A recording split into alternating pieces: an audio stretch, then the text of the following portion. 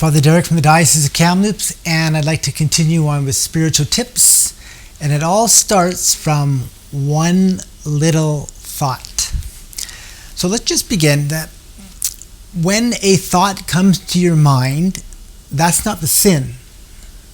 But if you entertain that thought, if you include your will and say, oh, now I want to think of it, that's where the sin comes in.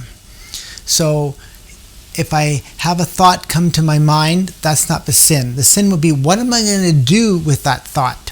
Especially if it's a negative thought.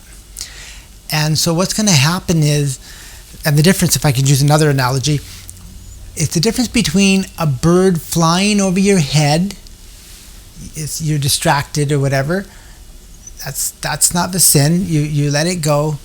But if you let the bird nest in your head, and you choose to allow the bird to nest, that's where the sin comes in. So you're actively including your will into it.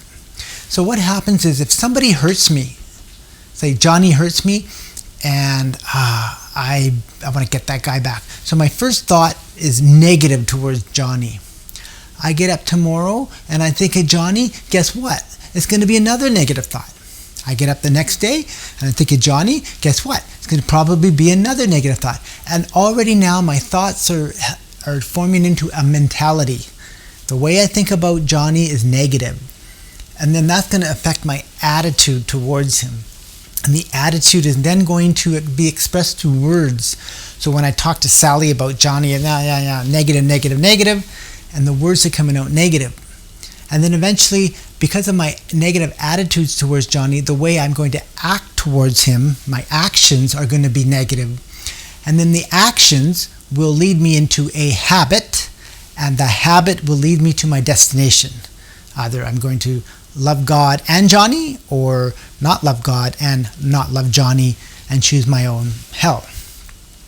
And so what happens is that when I choose to dwell on the negative, especially towards another person, or some negative issue, and what happens is that every time I think of it, I start digging a hole. Think it again, and I'm digging the hole deeper and deeper and deeper. And the more I think about it, the more deeper I make the hole, and the harder it is for me to get out of it. And so what we have to do is, first of all, we have to realize when I'm in this awareness that I am digging a hole for myself. So when you can catch yourself, whoa, I'm being negative, I need to stop. I need to be aware of it. Okay, thank God that I'm aware of it. Now I have to take baby steps to get out of the hole. And so when the negative thought of Johnny comes to my mind, I have to think, that's a cue to pray for Johnny. So when I start thinking of Johnny, I need to pray for him. Stop the negative. Keep praying for Johnny. And so baby steps, I get out of the hole. When Johnny comes to my mind, pray for him, baby steps. And then I start getting out of the hole.